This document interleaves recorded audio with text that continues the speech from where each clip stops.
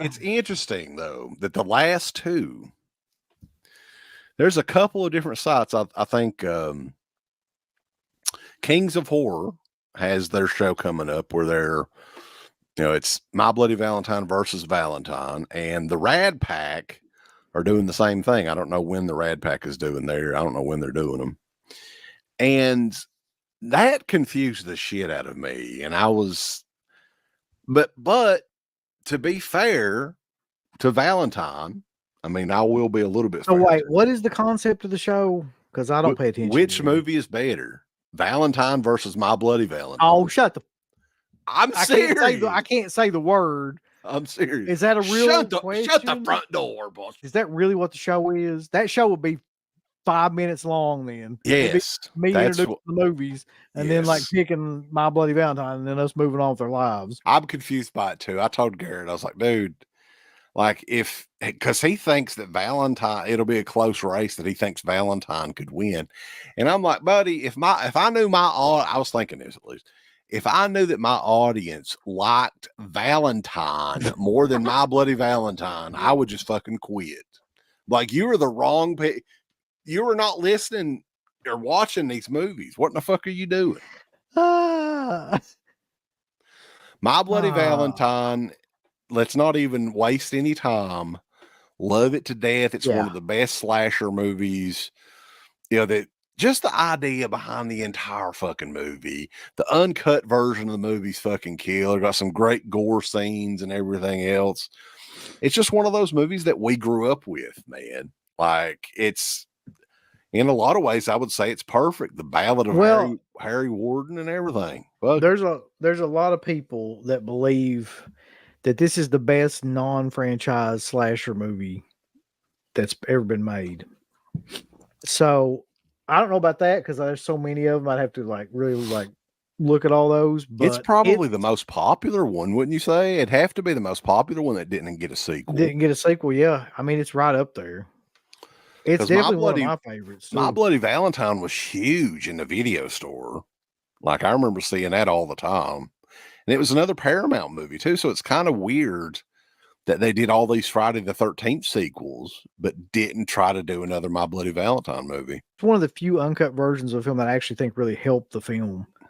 Like, a lot of the stuff that they added back into it, like, made it doesn't look good because you can tell where it's added in, like the way that they did it. But I think it adds a lot to the movie. Like, it's one of the few movies I've seen where like they still have the gore and they added it in and it fits with the scene anyway, like that too.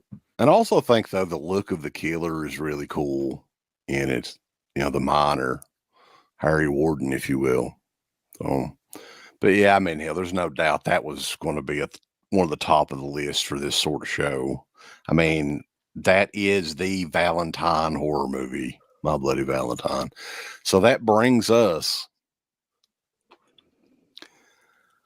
and I've got a lot to say about this movie, Uncle Bill. I watched it earlier today, so I'm curious about what you have to say about it. So here's how much of another chance that I gave it. I actually rebought it. I had it on DVD. I don't know what the hell, if I just burned it or what. I don't know where the DVD is. So I wanted to give it a fair chance. So I bought the Scream Factory Blu-ray. It's probably been a year or two ago when they had one of them sales. But to give you a backstory on it, man. So this came out in like 2000, 99, 2000, 2001, something like that. And the concept of the movie I loved. When I heard about this movie and the plot of it, I loved it. I was like, oh my God, this is so killer that they're doing like an 80s themed slasher movie, but updated for like the Scream audience is basically what it is. Right. It's a similar plot to any of those 80s slasher movies where somebody's, something happened many years earlier and the nerdy kid grew up or whatever, and now he's after the bitches that's mean to him or whatever. And that's basically what this is. That's exactly what it is. Although they couldn't have it was almost like a spoof. They got this fucking bucktooth Hannah kid, like, go, will you want date with me, Miranda? It's like a fucking Geico commercial or It something. does look ridiculous. Like it's like the most stereotypical nerdy kid ever. Like the way they made him up. Like it's stupid because he's making out with what is he making out with the fat kid, the fat girl under the bleachers. You can't say fat girl anymore. No, you can't. Overweight lady. You're making it worse. Plump woman, plump kid. Well, fuck, what are you supposed to say? I don't know nowadays. What would you say? Like the little girl that shops at fucking Torrance or Lane Bryant or something. There you go. How about that? It was like that. Anyway. So he gets outed. The little girl that lived down the Lane Bryant. Yeah. He gets outed as he's like taking advantage of the chunky girl. We'll just say that. That's good. You can do that. And he gets kind of locked up, right? For that. Isn't that what he gets locked up for? Committed. I'm sorry. I was just still fucking lost in a dream of mirrors about them comments. What was Husky girl? Husky. Yeah. Doesn't he get locked up, or he gets put in like a boot camp or something like that? Isn't that the story? That part of and then we fast forward. So this is when they were in like grade school or something. And we fast forward the skinny and bared. Yeah. To modern day or whatever, 1999, and all these bitches are hotter than hell now, and they're all like models. Yep. Denise and they got a collection of like the hottest women. They got some good looking women. Yeah. I ain't gonna lie. There's Katherine Heigl, one of your favorites, is briefly in it. She gets killed off pretty early. Old snaggletooth Hannah. Yeah. Big around the hips, roomy. How about a big and beautiful woman? Mm-hmm. Isn't that what they call them in porn? What is that? He said, what Will says at the end of Silence of the Lambs. Oh, wait. Was she that big old fat girl? Something like that. Who else is in this too? Denise Richards, Marley Shelton is. I've always liked Marley Shelton. I ain't gonna lie. She's still really young in this. So she was the one that was. She was in the Scream movies, Deputy Judy. It's one of Uncle Bill's favorites. But she was. I mainly remember in Sandlot when I was a kid. She was the lifeguard in the Sandlot. Yeah, Mary Shelley. I remember from like Grindhouse and Scream. Unfortunately. Yeah. So I'm curious though, because after watching this, I'm like, this is just a typical like that era fucking knockoff slasher movie, really, except for one thing, which is I hate David Boreanaz. Like that. How in the hell that guy ever got famous? I will never ever know. That's one of the worst actors. Like he just stumbles around looking like a Frankenstein from like Abercrombie and Fitch. He is bad, man. Like he's got X-Pac heat. He's one of those guys that you just want him to leave. Valentine, man, like I said, I was hyped up for it when it came out. I bought the DVD. I didn't see it in theaters, but I bought the DVD. It was one that I could still remember it. It was one of them shitty snapper DVD cases. You remember those, the cardboard ones? Oh yeah, that's why I've got the Miss 45 one in the case like that. And dude, like I was so excited because I was like, oh God, I'm gonna fucking love this. There's gonna be sequels to it. It's gonna be a new franchise. I was like, yes, because the killer in it has like a Cupid mask as well, and has a bow and arrow and shit, and it's just like an updated slasher movie from 80 slasher movie, but modern day or whatever. Is Valentine worse than the average 90s slasher? Yes.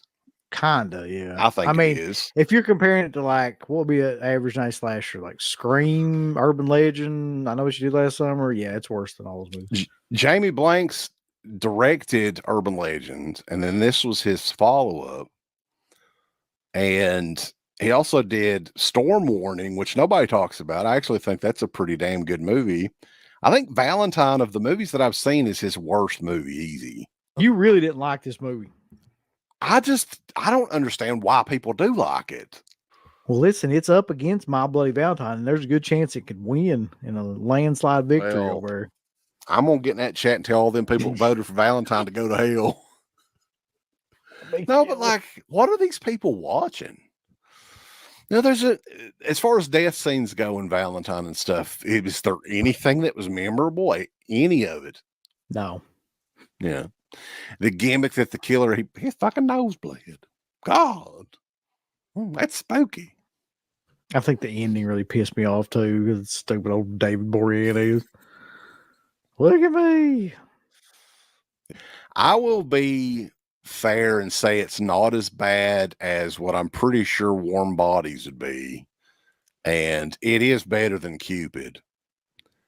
So it goes in the shits then, right? It's our only movie. I would put it in the shits for sure. I must really just like love slasher films because I would put it in like, yeah.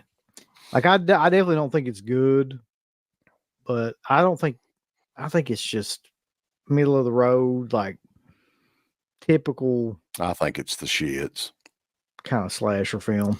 I tried, man. Like I said, I hadn't watched it in years. I finally opened this Blu-ray at Scream Factory did. I tried to watch it again. Yeah. And I feel exactly the same. Like sometimes your opinions will change. I just went ahead. I went ahead and put it in the shits because we don't have anything in there. We need something to balance out the chart. That's true. So, you got to have one shitter for sure. I can kind of understand why some people like it, especially if you were growing up in that era. Like if that was like your era, a 90s kid or something like that, like going into the 2000s. But like otherwise, there's no reason to. Yeah, Matt would be very generous, in my opinion, for a movie like Valentine. And it's just a generational thing, man, I guess. I don't know. I mean, there's people out there that defend anything. I see dumbasses say that they like fucking Dr. Sleep more than The Shining. And there's just something bad fucking wrong with you. That's all I'm going to say. It ain't an opinionated thing. Right? If you can watch, seriously. What? And I didn't hate Dr. Sleep. I didn't hate Dr. Sleep.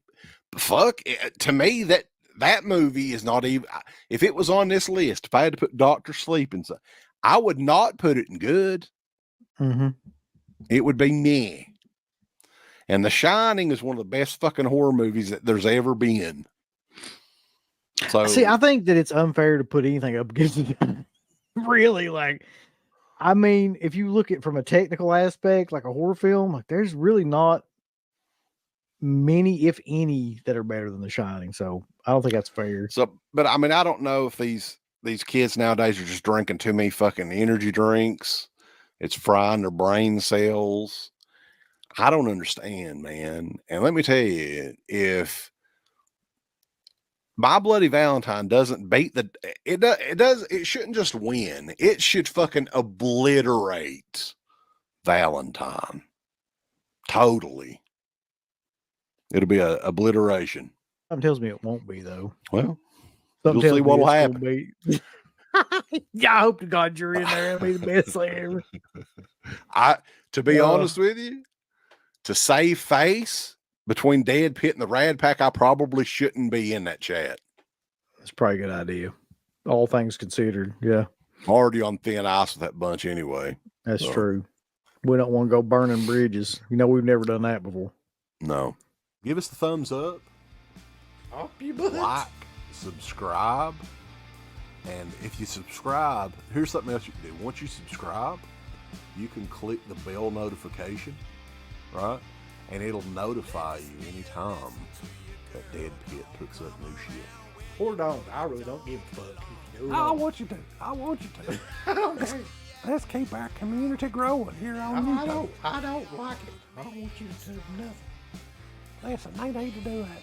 No, don't you dare touch it. Thumbs up. Subscribe. And click that bell. There's all kinds of wonderful shirts over at shop.deadpit.com. Simply the best horror shirts.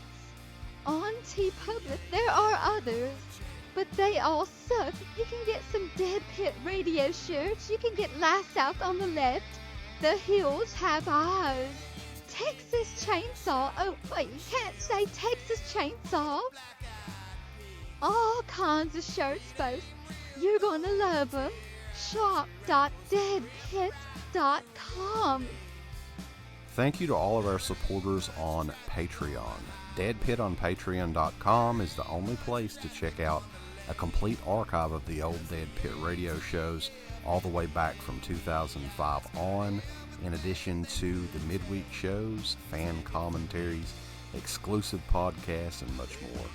Dead Pit on Patreon.com if you're interested.